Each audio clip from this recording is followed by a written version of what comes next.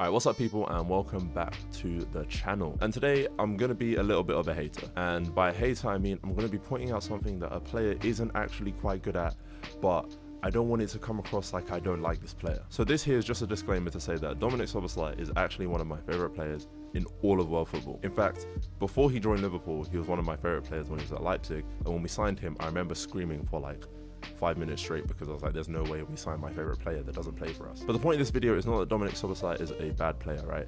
I actually just made a video on my TikTok about how good he is at what he does, but this is something that he shouldn't be doing, that he's being forced to do, and I don't understand why he keeps having to do it. And that is play right back.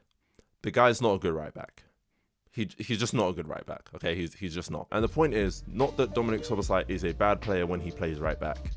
He's just bad at playing right back. Now that might not make sense, but let me just explain. Whenever Dominik Szoboszlai plays right back, everybody comes out of the game saying, well done, he's so good. While he's playing out of position, he's still playing so well. But that has nothing to do with the right back duties, right? For every position on the pitch, there are certain skills that you need to execute or to play that position well. For a midfielder, it would be something like checking your shoulders, scanning the pitch, progressing the ball, winning the ball back. For a winger, it might be crossing, dribbling, beating your man, circulating possession. And for a goalkeeper, it would be something like just stopping the ball from going in your net. But for right backs and just defenders in general, you want to prevent things from being dangerous. You want to stop attacks from being dangerous.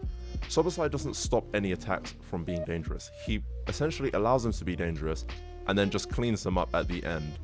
And people think that for some reason he's a really good right back. And to give you a sense of the kinds of thing I'm talking about, Trent Alexander-Arnold made fewer of these right back mistakes that I'm about to point out and show you some examples of than Szoboszlai. But because he was worse at winning 1v1s, winning some duels, people thought he was awful. Now, I think that Szoboszlai makes far more of these right back mistakes than Trent did, but because he's more of an athlete and he's better at winning the ball back, people think for some reason he's really good. And in fact, it's kind of similar, Trent and Szoboszlai situations, because they're both really good footballers, but they're just not very good at being right backs, but they have to play right back for some reason. But just to start off, I'm going to give you an example of where a fullback did something that a fullback should do, and that's Milos Kerkez against Chelsea. Now, what I will say is that all of these clips have really bad quality, so just you're going to have to bear with me and just try and listen to what I say so you can see what's going on. But right here, Kerkez is in a 2v1 with Pedro Neto and Reece James. And as you can see from the communication that him and Van Dijk are doing, he realizes that as he's the fullback, I should say, he's responsible for Reece James, so he needs to get out of the way. He needs to get into this lane to stop Reece James from being able to attack this space over here. So look, you go forward one more frame, he's already going over there, okay? He's spotted the danger and he's already going over there, which allows him to intercept this pass. Now, this is what a fullback should do, okay? You're supposed to sniff out danger in your area of the pitch, right? In this situation, Milos Kerkez has an area of the pitch that he's responsible for. The player that's more central is the responsibility of somebody else, maybe Van Dijk, maybe a midfielder, but as a fullback, he's able to read that, look, this is my area of the pitch, I need to go and deal with that. But I think Szoboszlai is so midfielder coded that that kind of thing doesn't even go through his head.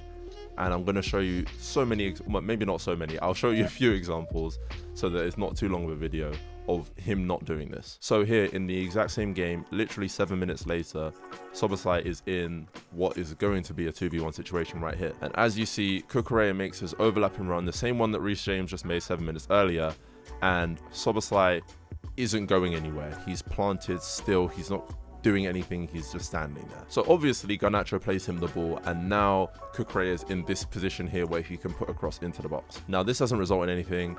The ball comes into Pedro Neto and you can't even really see the ball here, but he just heads the ball into the stands. Nothing happens. But just because nothing came of that, that doesn't mean that Szoboszlai making this mistake is just okay and he should be able to get away with it. Because if you fast forward to the 95th minute, Cucurella is in an eerily similar situation to, or position to, the one he was when Szoboszlai made that mistake earlier. And this time he's able to put the ball across the box to Willian Esteval, who taps in and wins the game. That very well could have happened the last time when Szoboszlai made that mistake.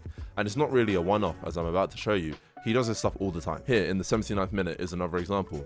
2v1 with a winger and Enzo Fernandez making an overlapping run. And the thing is, Szoboszlai's not a stupid player. Like, he seems to know what he should do. He just isn't used to doing it. So it's not really his fault. He's being asked to do something that he's not familiar with or not comfortable with doing. And the reason I say this is because, look, he puts his hand out like he's signaling that he knows that Enzo is a threat right here, that there should be somebody covering this inside play for him to go and grab Enzo Fernandez on the backside, but he doesn't. And right here, Enzo puts the ball across the box. If we go forward one frame, that is quite literally in the middle of Liverpool's 6-yard box. If anybody had moved a little bit better from Chelsea's side, they could have tapped this in. The game would have ended already. Especially with the momentum Chelsea had in that game, that basically would have ended the game. But the thing with Szoboszlai is that because he is such a good player and duel winner and ball winner and midfielder and runner, he gets away with making some really bad right-back mistakes. Here's an example of a series of mistakes, I guess, that he makes, that he just makes up for because he's so good. So Chelsea win the ball back quite deep in their own half here. And I want you to keep an eye on the time because it's quite important, right? So it's 87:41. If we skip forward a couple frames, it's 87:44 and Szoboszlai has not moved, right? He's still in the same position he was when they initially won the ball.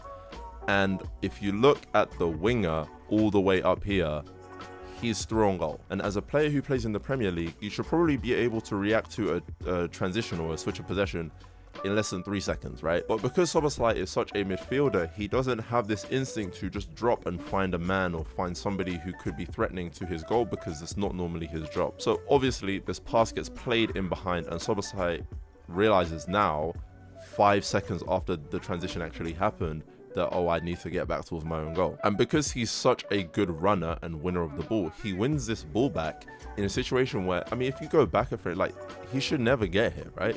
He should never be able to close this much space, but he is, because he's such a good runner. But that's not always going to happen, right? Sometimes you're not going to be able to make up for bad decisions. And here in the Manchester United game is a situation or an instance of where he wasn't able to make up for it. So here in the Man United game, Matheus Cunha has probably about 5-10 yards from Dominik Szoboszlai, and as a midfielder, you could probably go and press this once he receives the ball and you'll be alright. But as a fullback, you might want to retreat and think about where the players are going behind you or towards your own goal. But again, it takes Szoboszlai 2 seconds to make his decision on what he's going to do, and he decides that he's going to go and press Cunha after he's taken his first touch. But what this means is that Cunha is able to just run right by him, because, I mean, you've already taken your first touch. If you've got someone running directly at you, you could just go right by them. You're in the middle of the pitch. There is so many different decisions you could make to get by your defender. So eventually, Matheus Cunha ends up dribbling into the middle of the pitch, and Szoboszlai retreats eventually back to his right back position. But as you can see, Szoboszlai's midfielder coding has him so far ahead of the rest of his defensive line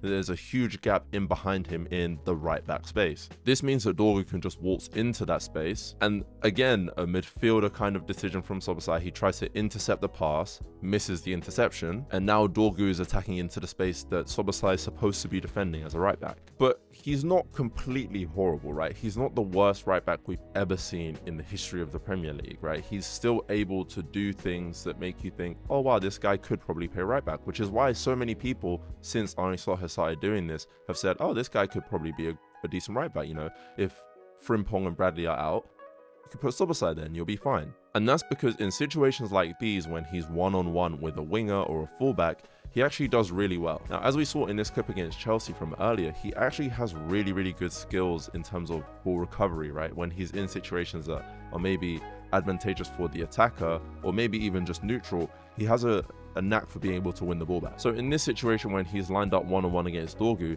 he has absolutely no problem with just winning the ball. And it's this kind of thing that makes people think that Dominik Szoboszlai is a good right back. But when you see this textbook clip from Kerkez where he identifies the 2v1, he decides that he has his area of the defense that he's responsible for, and then he intercepts a pass, you realize that Szoboszlai doesn't do anything like this. He doesn't do the basic fullback stuff well. And I think that's part of the reason why people think he's actually so good at fullback. It's because he does the stuff that's difficult well.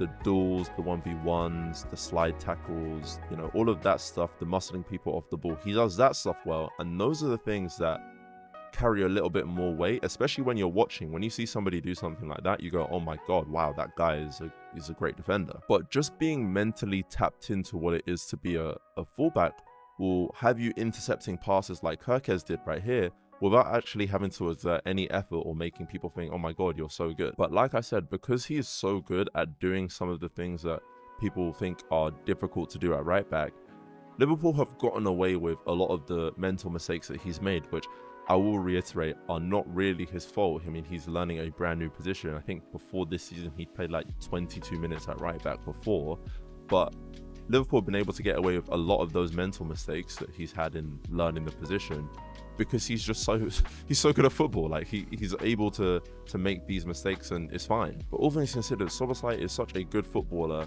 that you just want to put him on the pitch, right? Putting him at right back is probably the best position for him to play if he wasn't going to play midfield, but that doesn't mean he's good at right back. And I think it's probably time that we started looking a little bit deeper into the profiles of players and the skill sets and even the mental makeups that they have when we think about what positions they can play. But yeah, like I said at the beginning, Szoboszlai is one of my favorite players. Obviously Liverpool, my favorite team, so I want him to do well. I just think that he isn't a good right back, and we'd probably be best served if we stop playing him there, not just for the sake of him, but for the sake of the team. Because as we saw against Chelsea, those kinds of situations that he frequently allows are the kinds of situations that lose you games. But yeah, that's all I've got for you guys today. I hope you guys enjoyed this different kind of video, the analysis of football. I've been doing a little bit more on my TikTok and Instagram just because it's easier to do in short form. But if you guys enjoyed it and want to see a little bit more of it, then let me know in the comments. I'll see you all on the next one. Peace.